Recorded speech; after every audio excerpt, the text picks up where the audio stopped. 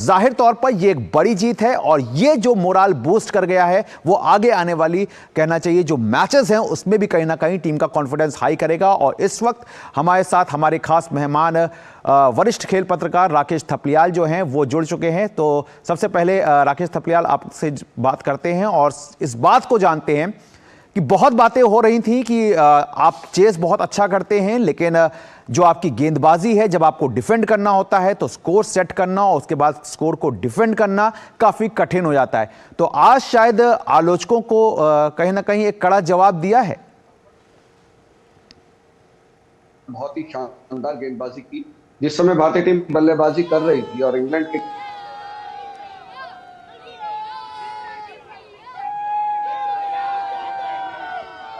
जी राकेश,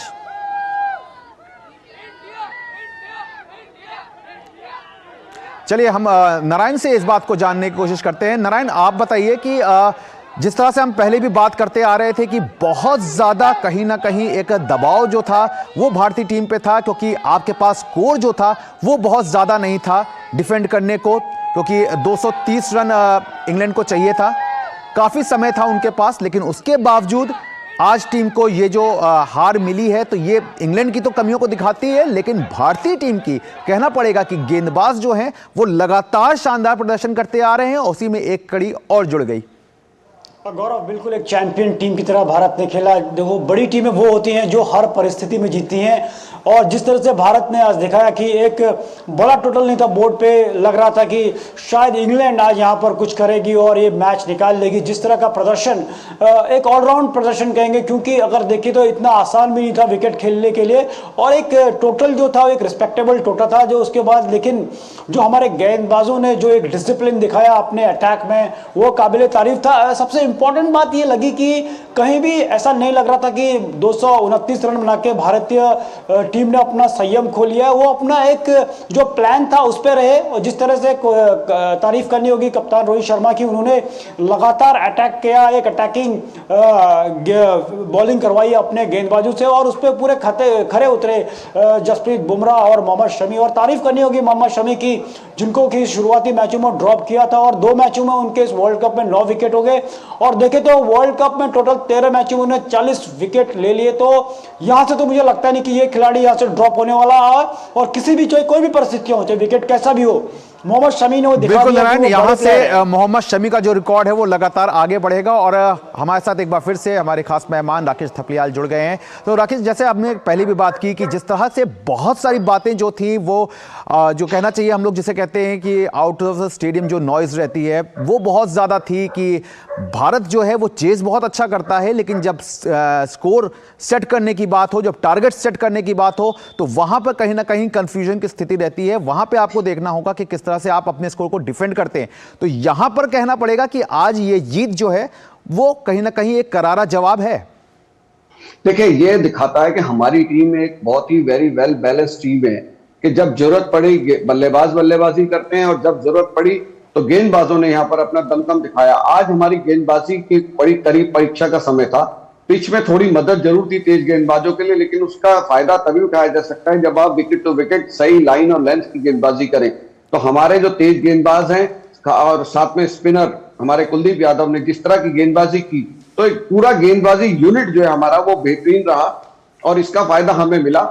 मैं दिल्ली के press club में बैठ के पहली इनिंग देख रहा था और मैंने वहां कह दिया था कि भाई ये टीम 150 रन पार नहीं कर पाएगी इंग्लैंड की। अगर हमारी टीम 229 बना रही है तो ये 150 रन भी नहीं बना पाएंगे, क्योंकि हमें अपने गेंदबाजों पे भरोसा है। जिस तरह की फॉर्म में मोहम्मद शमी चल रहे हैं, जिस तरह के वो गेंदबाज हैं, उनको शुरू से ना खिलाकर बहुत बड़ी गलती की गई।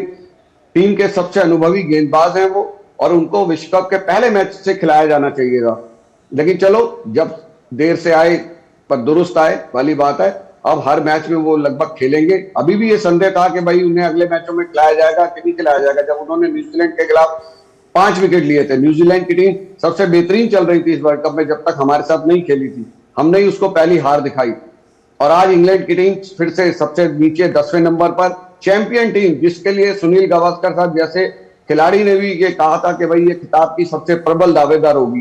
भारतीय टीम को भी उसके बाद रखा गया था, लेकिन आज इंग्लैंड की टीम की यह हालत है कि वो 10वें नंबर पे है, और भारतीय टीम जो है पूरे शाही अंदाज में अपने सारे मैच जीतते हुए 12 अंकों के साथ टॉप पे पहुंच गई है। बिल्कुल और राकेश जी, भारतीय बिल्कुल जीत आई है, शानदार जीत आई है और लगातार टीम इंडिया का जो जीत का सिलसिला है वो भी जारी है।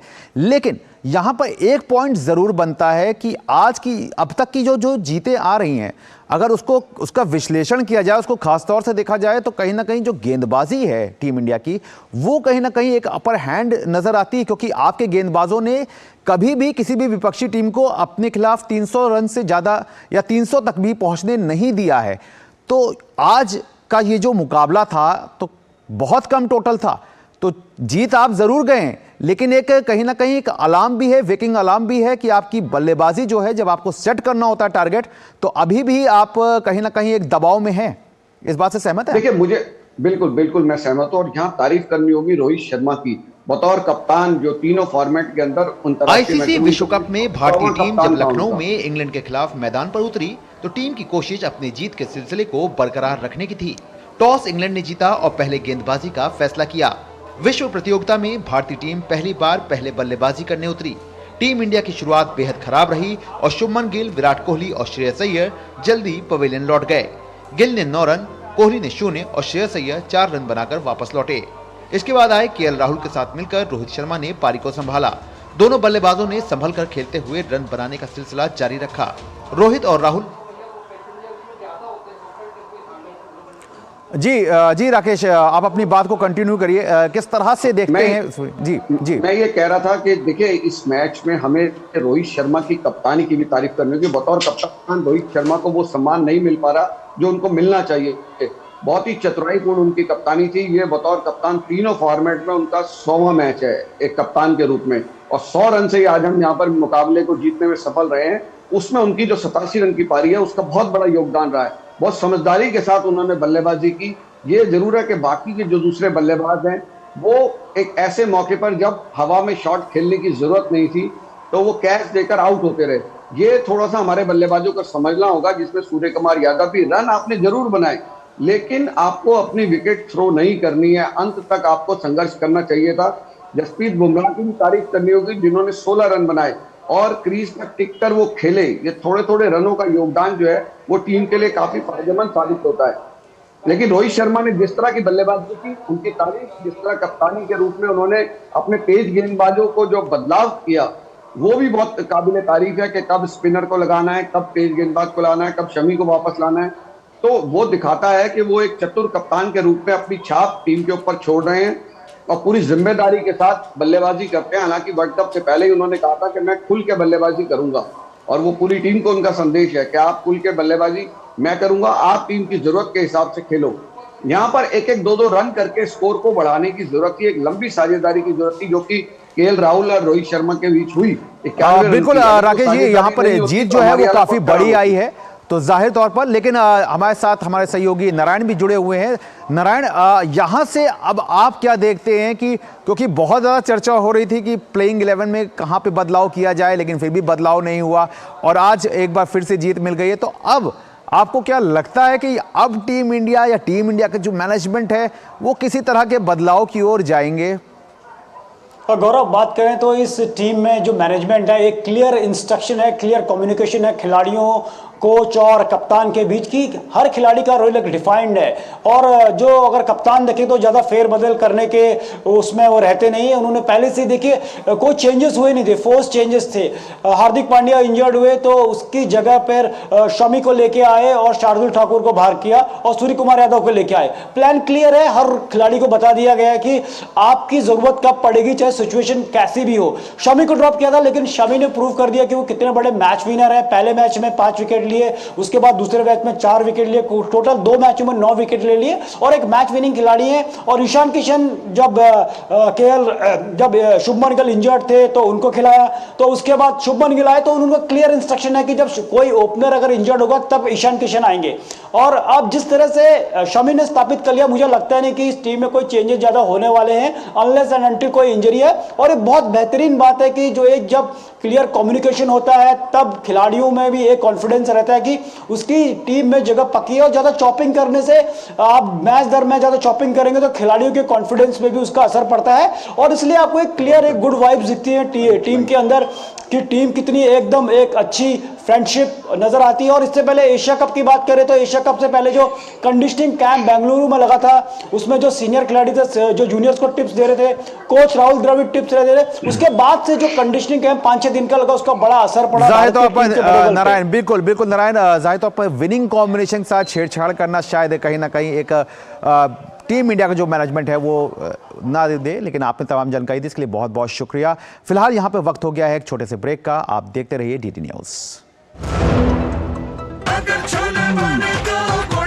गोल्डी छोले मसाले, जहाँ जाए रिश्ते बनाए, जहाँ जाए रिश्ते बनाए, गोल्डी मसाले। हमारे हर निर्णय, हमारे हर दिशा, उसका एक ही मानदंड है, नेशन फर्स्ट, राष्ट्र प्रथम। आयकर के रूप में दिया हमारा योगदान कर रहा है नव भारत का निर्माण, देश को ले जा रहा है नई ऊंचाइयों पर, नए कीर्तिमानों की ओर। आइए राष्ट्र प्रथम के इस संकल्प को अपने कर्तव्य से और मजबूत करें। सभी टैक्स डिडक्टर्स ध्यान दें, 30 सितंबर 2023 को समाप्त हुई तिमाही के लिए 31 अक्टूबर 2023 तक अपना TDS विवरण अवश्य ई-फाइल करें। 200 रुपए प्रतिदिन की लेट फीस और 1 लाख रुपए तक के जुर्माने से बचने के लिए समय पर अपनी TDS विवरणी ई-फाइल करें। अधिक जानकारी के लिए incometax.gov.in पर जाएं। प्रत्येक आयकर दाता एक राष्ट्र निर्माता। तो भारत की इस जीत पर देश भर में जश्न का माहौल है और आइए देखते हैं कि इस जीत पर फैंस का क्या कुछ कहना है। क्या मस्त बॉलिंग है यार, इंग्लैंड को ऑल आउट कर दिया, ऑल आउट। बहुत बढ़िया मैच था, बहुत बढ़िया, पैसे वसूल था। इंडिया ने धमाल कर दिया है, सेमीफाइनल फाइनल में पहुंच रही इंडिया। बॉलिंग है इंडिया की superstar bowling, best bowling of the tournament. बहुत अमेजिंग, बहुत अमेजिंग। फर्स्ट हाफ में इतना ज्यादा बोर हो गई थी, मुझे नींद आने लगी थी। पहले तो लगा हार जाएंगे, लेकिन जो सेकंड हाफ में जो इंडिया ने खेला है, मजा आ गया।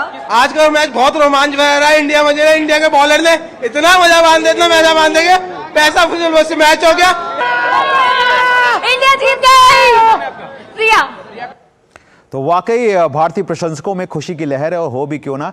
राकेश, आपसे एक बार ये जरूर जानना चाहेंगे, जैसे अपने हम सहयोगी से जान रहे थे तो उन्होंने कहीं ना कहीं साफ इंडिकेशन दे दिया कि शायद अब इस जो टीम जो बनी हुई है इसके साथ छेड़छाड़ ना करे, लेकिन आपको क्या लगता है, क्योंकि परिस्थितियों पे भी काफ़ी कुछ डिपेंड करता है। अब आपके अगले मैच जो हैं वो मुंबई में है और इसके अलावा बेंगलोर में भी आपको अपना मुकाबला खेलना है, इसके अलावा कोलकाता में खेलना है आपको अपने जो मैचेस हैं।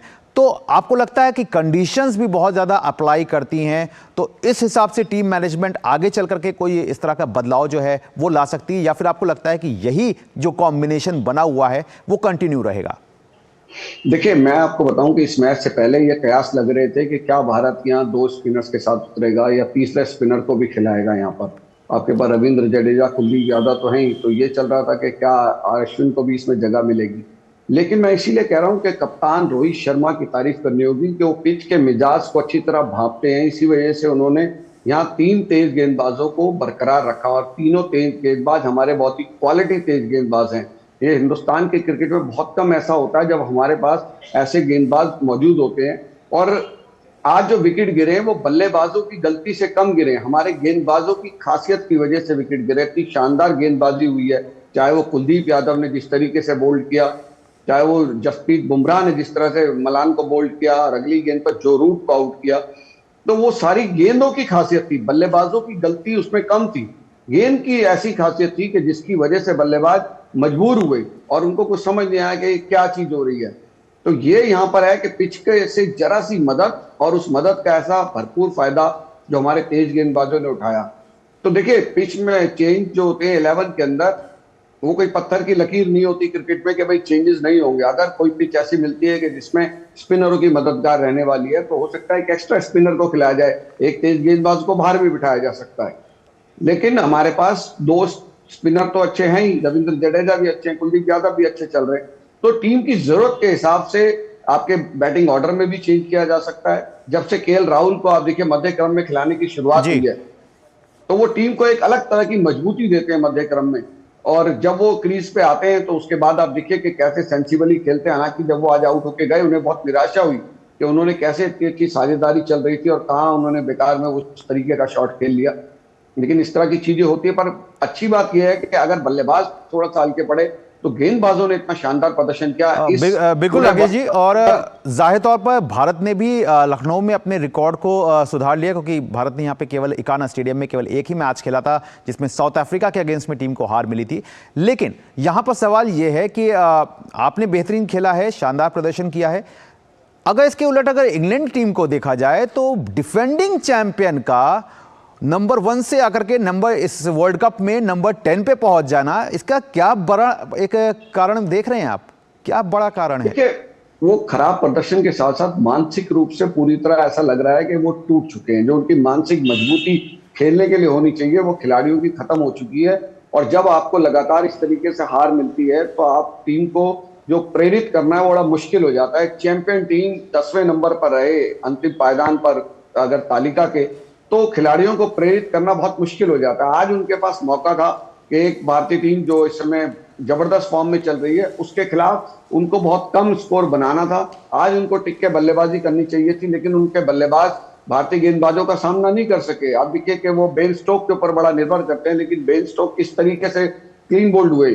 तो ये सब चीजें हैं कि वो मानसिक रूप से एक लंबे टूर्नामेंट के लिए अपने को मजबूत करना हारते हुए लगातार, तो ये बहुत बड़ी दिक्कत वाली बात हो जाती है। तो मुझे लगता है कि इंग्लैंड की टीम के लिए ये वर्ल्ड कप तो अब समाप्त हो चुका है और उनके चांसेस इस वर्ल्ड कप में अब रह नहीं गए हैं। और उनके खिलाड़ी अब चाह रहे होंगे कि जल्दी जल्दी किसी तरह से टूर्नामेंट पूरा हो और वो अपना घर की राह को पकड़े, क्योंकि अपने आप को प्रेरित रखना बहुत मुश्किल हो जाता है। और इंग्लैंड का जो मीडिया है वो भी अपनी टीम की आलोचना में कोई कमी नहीं छोड़ रहा होगा, और खिलाड़ियों के दोस्त, उनके चाहने वाले, वो भी कब तक अपना हौसला रख सके और कब तक उनका हौसला बढ़ाएंगे, ये बड़ी एक बात होती है। तो इंग्लैंड की टीम के लिए तो बहुत ही निराशाजनक ये वर्ल्ड कप जी, बिल्कुल राकेश जी, जाहिर तौर पर इंग्लैंड के लिए निराशाजनक रहा है ये वर्ल्ड कप, लेकिन हमारे लिए ये बेहद खास बन गया है, क्योंकि अब भारतीय टीम जो है वो टॉप पर पहुंच गई है और जाहिर तौर पर टीम जो है वो लगातार 6 मैच जीत करके आ रही है, तो उसके हौसले जो है बुलंद है। बहरहाल आपने अपना कीमती समय हमें दिया, इसके लिए आपका बहुत बहुत शुक्रिया। तो इस विशेष पेशकश में फिलहाल वक्त हो गया है एक छोटे से ब्रेक का। आप देखते रहिए डीडी न्यूज। हो बिजनेस बढ़ाना, गुड़िया को पढ़ाना या मिसेस के साथ वेकेशन, लो मुथूट फाइनेंस गोल्ड लोन, भरोसा इंडिया का, भरोसा इंडिया का। मुथूट फाइनेंस भारत का नंबर 1 सबसे भरोसेमंद financial services brand. Gold loan के लिए अभी कॉल करें 1-800-313-1212।